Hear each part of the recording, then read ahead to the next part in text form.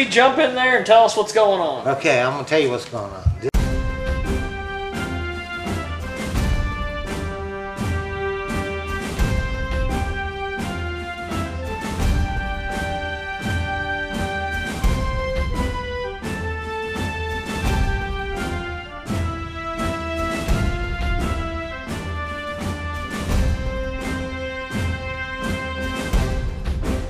Loud and proud, it's Jiggy Jaguar from JiggyJaguar.com. Thank you. Good night. Jiggy Jag TV.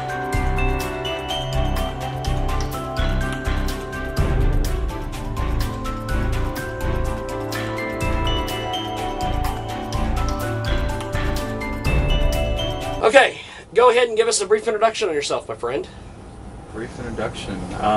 Well, this has kind of been my passion since I was 6. Yeah. And, you know, at that point I saw a magician perform and knew that that was what I wanted to do with my life as a career. So 6 to 14 was the time that I spent kind of developing and figuring it out, you know, how I wanted to approach it and practicing just simple things like go to the library and I read books on magic because YouTube wasn't quite around at that point. And when I was 14, they gave me my first big break to go to Branson, Missouri and perform there. So I did an opening act for a show there, and then they eventually moved me into the show, and then we had our own show in Branson. And so that was kind of a, you know, a point in my life where I came from South Dakota with virtually no opportunities of that level, you know, and all of a sudden thrown in a situation where all these amazing performers are on the strip, and they took me in and mentored me, and doing 3 shows a day, 6 days a week was my first run.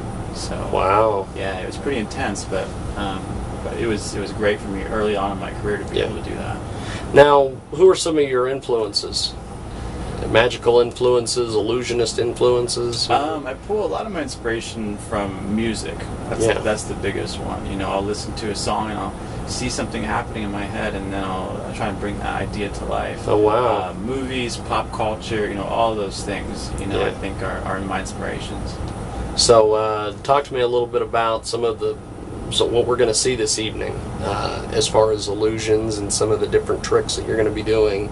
I've seen a lot of your stuff on YouTube and some of these other places. Very impressive. Talk to me about some of the more intricate parts of the show.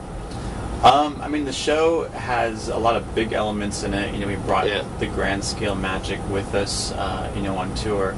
The motorcycle appearance, you know, some of those things are involved in the show. But the live show, different from YouTube or television, is very interactive. And so we try and break that barrier down and involve people from the crowd throughout the whole show, you know, both to participate on stage, to experience it so the audience can experience it through that person, which is a really cool thing. And then also involving the audience from their seat.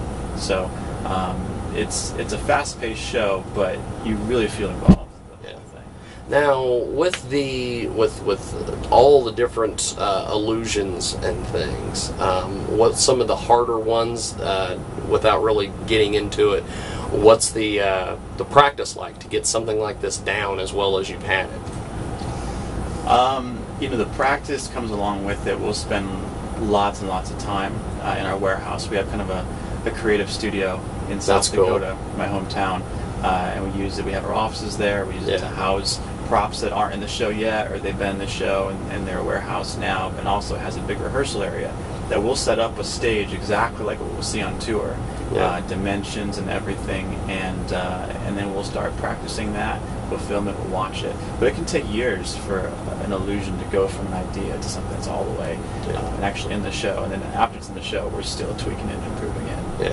Now I understand, is it a portion of the proceeds, or all the proceeds go to a certain organization that you're working with? A good amount of proceeds from this tour. We're looking to raise money to keep a school in Haiti open. And there's 300 and some students there that are on the brink of not having education if the school closes down.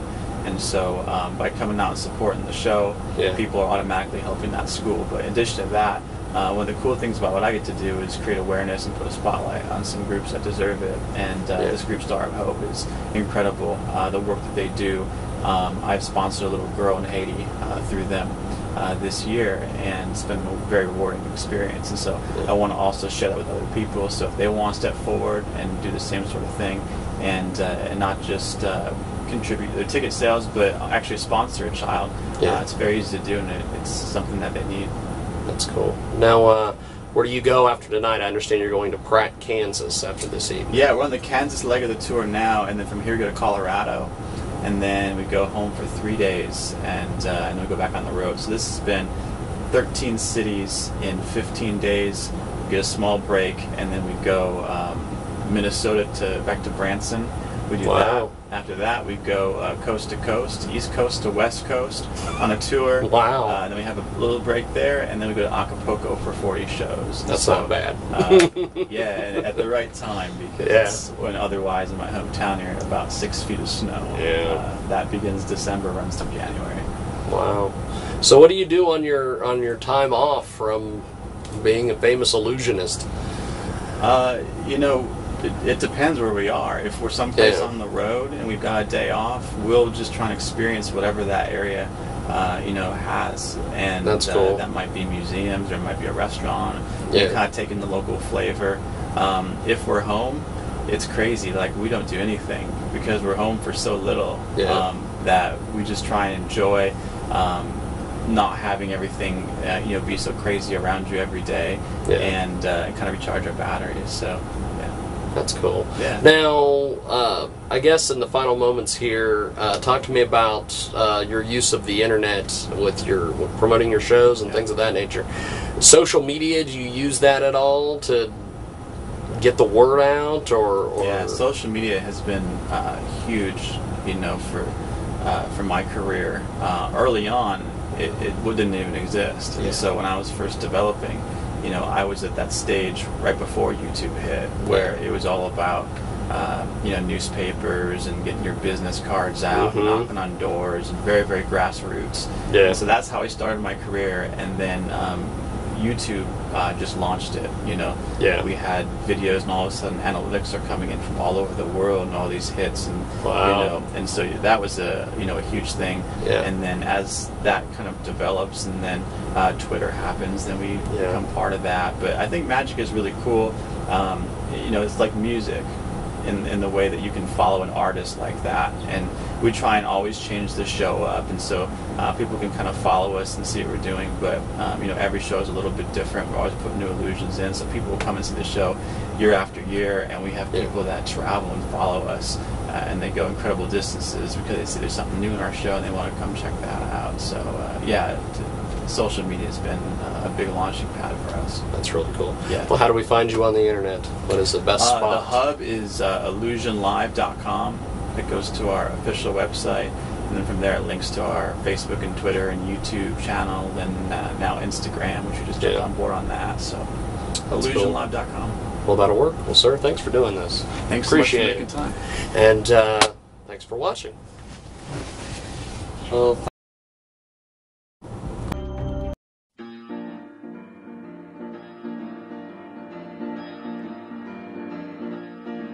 the Jiggy Jaguar, the Jiggy Jaguar, the Jiggy Jaguar show. The Jiggy Jaguar, the Jiggy Jaguar, the Jiggy Jaguar show. The Jiggy Jaguar, the Jiggy Jaguar, the Jiggy Jaguar show. The Jiggy Jaguar, the Jiggy Jaguar, the Jiggy Jaguar show.